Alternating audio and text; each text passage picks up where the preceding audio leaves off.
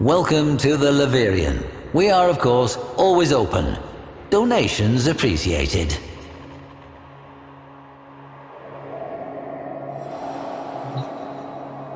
Lavos, the Transmuter, called by some, anachronistically, the Alchemist. Transmutation, you say? A superstitious process from long ago in which deranged old men heated stinking substances over fires of dung, thinking they could make gold? No. To the Orokin, it was a darkly potent, forbidden science. They were not squeamish, nor moral. So what profound taboos must this art have violated? No transmuter was more dreaded than Yavi, the crawling serpent, the abhorred, the filth speaker. The Orokin feared him so greatly that they whispered he might somehow survive even the Jade Light, just as a severed snake was once believed to grow a new head. So instead, he was imprisoned that his evil might be contained, if not quenched.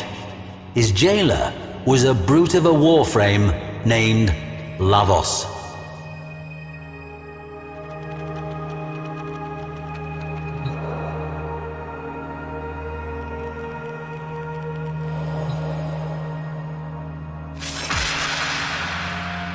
The prison of Dabaoth Kra no longer stands. Both it and the slumped Venusian mountain peak upon which it stood were long ago obliterated. We have only records to tell us what went on there. Yavi was a scrawny, hairless man, scaly with skin disease. In reluctant recognition of his Archimedean status, he was permitted to wear the white robe, now a befouled, ragged garment. 2 tattooed serpents crawled up each bony arm from elbow to wrist. Lavos, we are told, was attentive to his prisoner. He administered the prescribed soup, water, and beatings with the same punctual fidelity. These are recreations of Lavos's own snakes. No mere tattoos, but living, bioferrous exoflesh.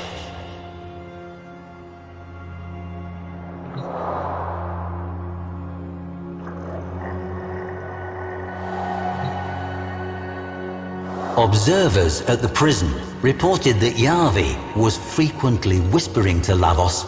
There was some concern among the wardens, but they dismissed the whispers as mere posturing.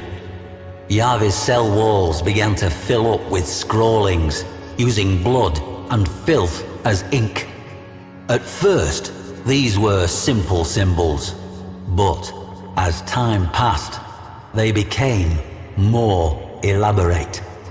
It was as if the Archimedean was turning his cell into a demonic temple, baiting his captors. There was even an image of Lavos, resplendent in his cyan-dana of office, perhaps an attempt at a curse. Lavos was ordered to beat him harder, and duly did so.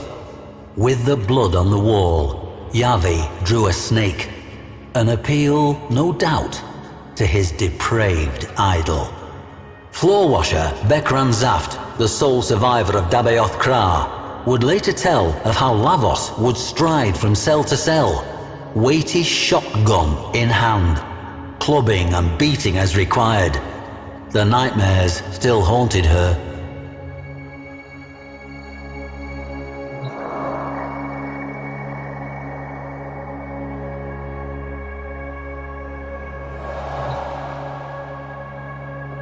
The warden's records reveal an increasing unease with Yavi's bizarre behavior. Regardless of the potential risk, they determined that he should be executed. After a fashion. They would use cellular reversal. Yavi would be reduced to a mere biological pulp with no more sentience than bread mold. But the executioner? No jailer wanted to be the pobber to bell that cavat. So Lavos received this ceremonial helm, along with the power to reconfigure organic matter. He could be their instrument. The walls, floor, and ceiling of the cell were, by now, overwritten with text. Lavos watched over Yavi continually. Bekran Zaft tells us that, curiously, Lavos no longer beat the prisoners in the other cells, even when the inmates shoved one of their hated fellows into his path, expecting a bloody beatdown. Lavos merely waited for him to get back to his feet before moving on.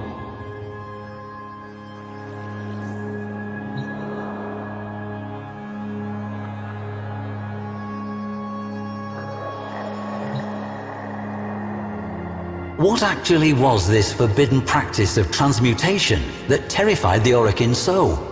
At its pinnacle, it was nothing less than the purposeful elevation of consciousness. To the Orokin, prisoners of their endless golden dream, the thought that a person could rise above their station was anathema. Transmutation could turn commoners into kings, or riches into garbage. Worst of all, it could teach people not to be afraid. I have seen a preserved image of Yavi's cell. His scrawlings were not demonic sigils and barbarous texts, but star charts, evolutionary trees, genome structures. Yavi was not defying Lavos with these cryptic daubings in his own blood. He was enlightening him. Not dark sorcery at all, but radiant science. And the snake? A symbol not of corruption, but of healing. Yavi was a teacher. He might have taught millions. Now he had only one student, but that student was attentive.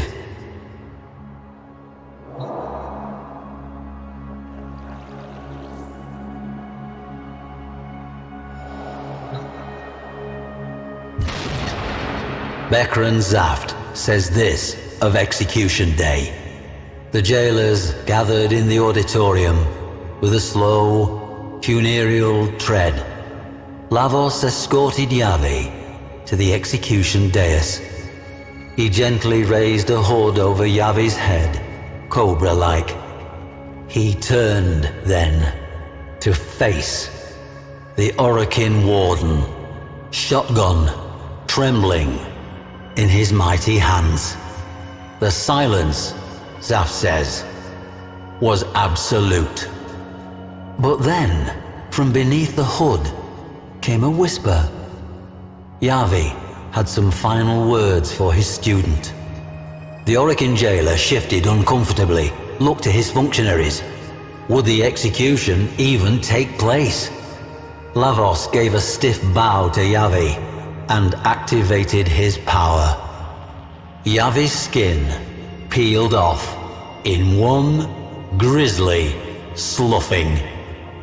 He liquefied into a biological soup. A cheer went up from the assembled jailers. Lavos gathered the remains of Yavi tenderly in his hands.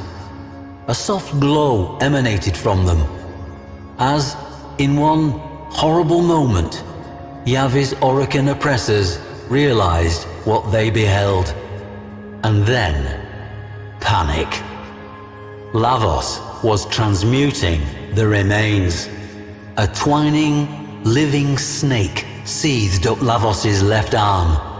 Yavi, transformed, and still, after a fashion, alive, just as they had feared. A second snake coiled around his right arm, this one sprouting from Lavos's own flesh. Then, Lavos leapt into the midst of the assembly, hurling vials left and right, bathing the hapless, screaming jailers and functionaries and their warden in icy vitriol. Not one survived. Not for long, anyway. And Bekran Zaft? Lavos bowed to her and moved on.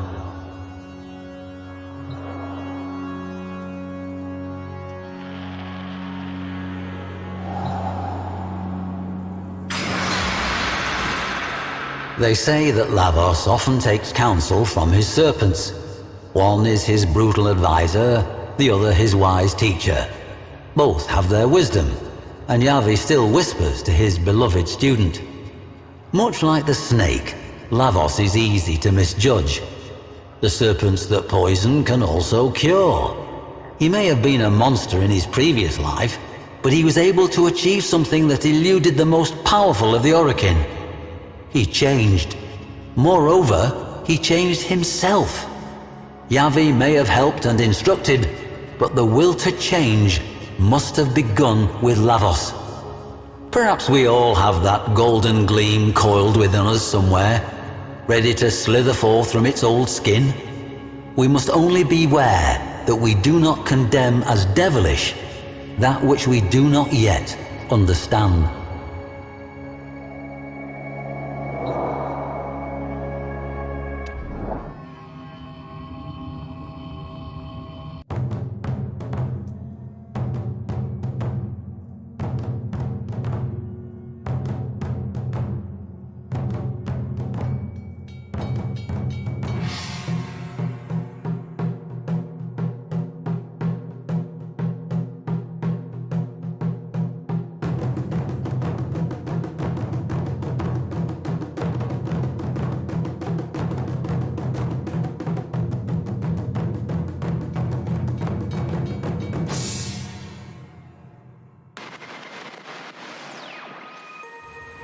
Well, it's early where Nora is, and as she wipes the sleep from her eyes, she wonders, does the Unum ever leave that tower? Can she leave that tower?